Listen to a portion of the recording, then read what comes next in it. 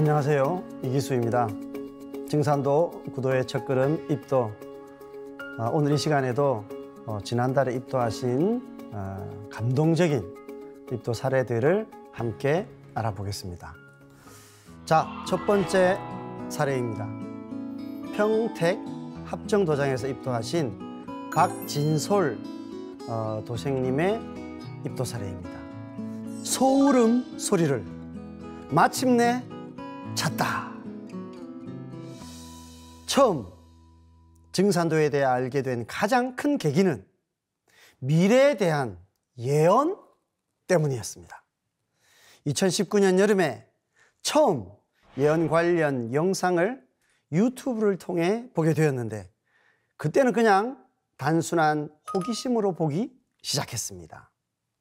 그런데 여러 영상들을 쭉 보다 보니 하나같이 공통적으로 하는 말들이 있어서 신기했고 더 궁금해졌습니다.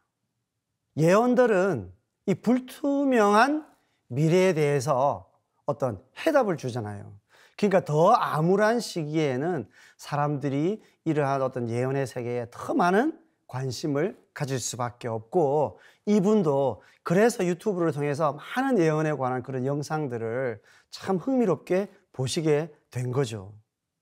동서양의 예언가들의 이야기, 또 외계인과의 영적 교신을 통한 인간의 미래와 삶의 방향을 알려주는 초능력자들에 관한 자료를 계속 보던 중, 다른 것보다 저에게 가장 큰 호기심을 주었던 부분은 남사고 선생의 격암유록에 나오는 바로 소울음 소리를 찾아야 한다는 내용이었습니다. 바로 격암 남사고 선생의 예언에 보면 소울음 소리를 찾아야 살 수가 있다, 소울음 소리를 찾아 드소, 이런 이야기들이 많이 나옵니다.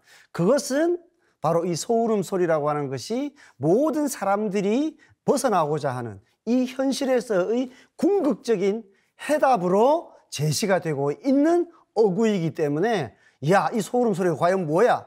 이렇게 이분은 어떻게 보면 그 많은 예언들 중에서도 그 핵심을 이렇게 딱 잡으신 거죠.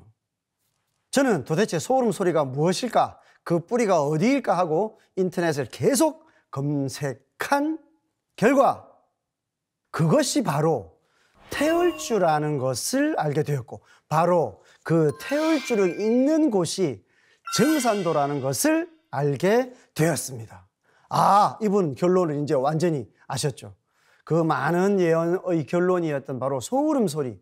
왜 소울음 소리죠? 태을주는 훔치, 태을천 상원군, 훔리 치아도래, 훔리 함리 사파하. 바로 태을천 상원군이라고 하는 모든 도와 깨달음의 뿌리가 되시는 바로 그분을 찾는 주문입니다. 종교와 거리가 먼 저에게 태을주나 증산도는 살면서 처음 들어보는 낯선 단어였습니다.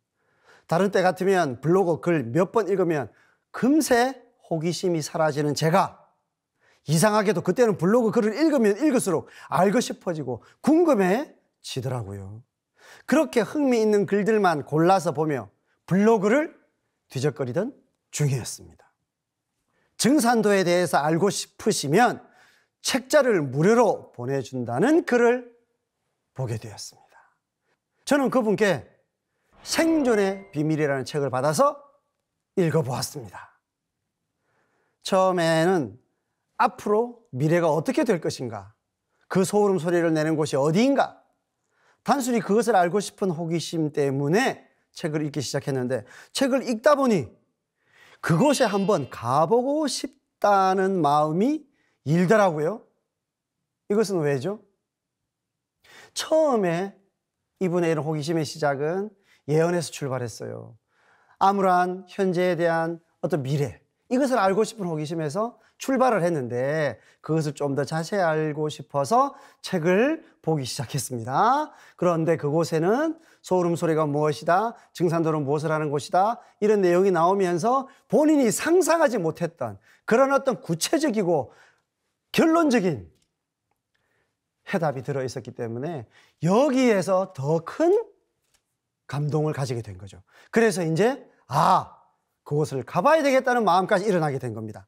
그런데 다행히도 집에서 멀지 않은 거리에 증산도 도장이 있었고 책을 보내주신 수호사님을 통해서 인도되어서 지금의 평택 도장을 방문하게 되었습니다. 저희 집안은 불교 집안이었지만 저는 절에도 안 가고 29년 동안 무신론자로 살았습니다. 종교 자체에 대해서 무관심하게 살아온 저에게 증산도 도장 이런 곳은 낯설고 새로웠고 또 약간은 무섭기도 했습니다. 두렵지 않습니까? 처음 가는 낯선 곳이니까. 혹시 사이비 종교 같은 이상한 곳은 아닐지, 내가 괜히 혹한 마음에 성급히 찾아온 것은 아닌지 하는 마음도 솔직히 들기도 했습니다. 도장에 몇 번 다닐 때까지만 해도 그렇게 큰 믿음이 없었는데 어느 순간 저도 모르게 이젠 태을주를 읽어야 마음이 편안해지는 것을 느낄 수 있었습니다. 그리고 표정도 너무너무 밝아지고 평소에 심했던 감정의 기복도 많이 좋아졌습니다. 이분은 소울음 소리가 해답인데 아니 어디 가야 소울음 소리가 있지? 이것을 끈을 놓지 않고 끝까지 물고 늘어져서 정말 그 소울음 소리를 찾았죠.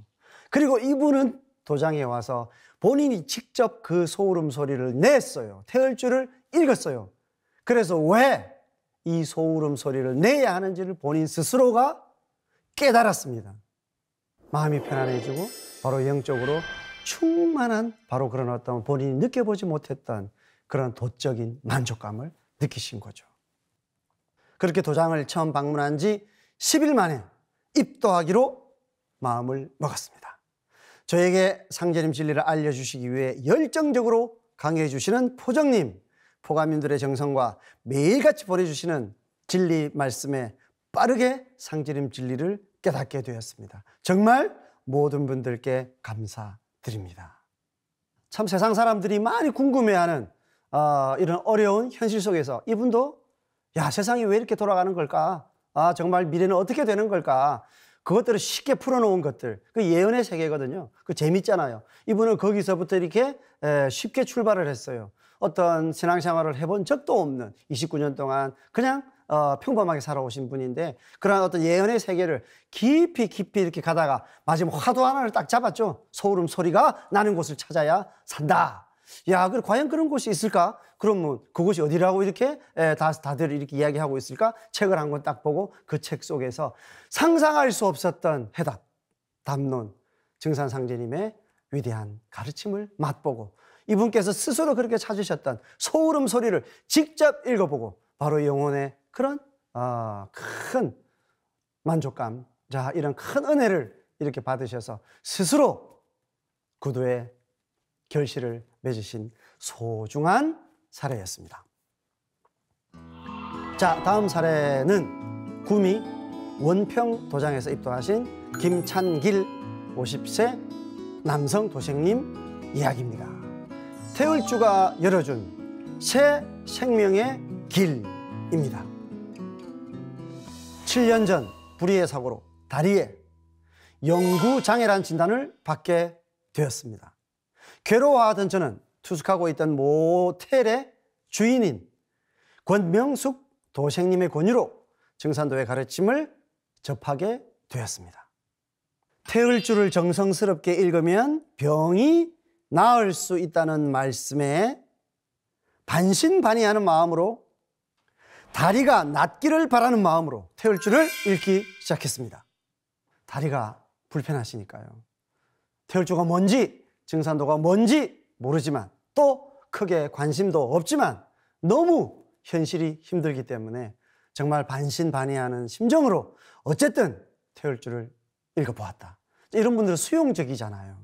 그렇게 해서 이미 그 속에 진리를 만날 수 있는 인연이 있는 거죠. 그 뒤로 개벽문화 북콘서트, 우주음악 태을주 행사 등 일정이 있을 때마다 참여를 했습니다. 나를 변모시키기 위해서 적극적으로 참여를 하신 겁니다.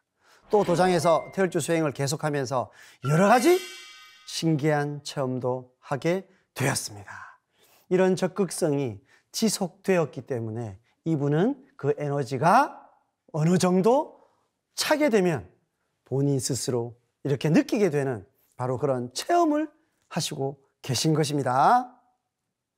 하루는 종도사님 행사에 참여하기 위해 하루 일을 쉬었는데 함께 일하는 동료로부터 현장에서 사고가 났다는 연락을 받았습니다.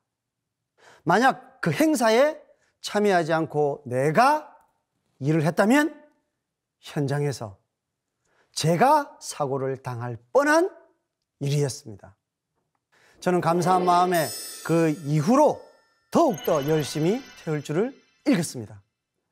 정말 그것을 바꾸어 가정해 본다면 너무나 이렇게 끔찍하고 소름 끼치는 일이지 않습니까? 그래서 더더욱 내가 태울 줄을 읽어서 이런 일이 일어나게 되었구나 하고 고맙게 받아들이신 거죠. 그리고 7년 전 영구 장애 진단을 받았던 다리는 태울줄 수행을 하면서 이제 목발을 짚지 않고도 걸음을 걸을 수가 있게 되었습니다.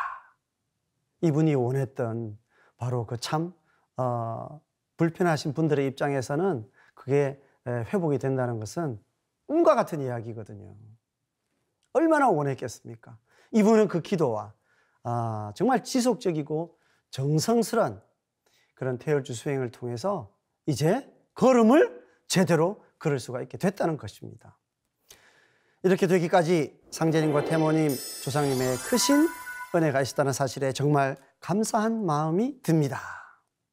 평생 장애를 안고 살아가야 할 수도 있는데 상제님 진리를 만나서 크게 호전이 되고 두 발로 마음껏 다닐 수 있게 되어 너무나 감사합니다.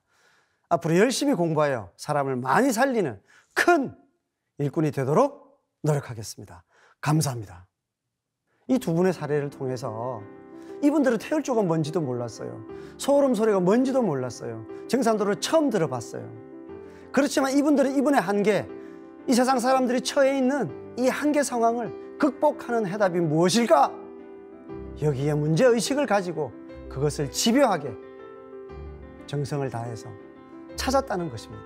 그렇게 해서 마침내 바로 그 태울주의 효력을 스스로 맛보고 한 인간으로서 얻을 수 있는 가장 큰 그런 어떤 가치를 만나게 됐습니다. 정말 상제님 진리를 만나게 된 소중한 두 분의 사례를 알아보았습니다. 자, 다음 시간에 다시 더 멋진 사례로 만나 뵙도록 하겠습니다. 감사합니다.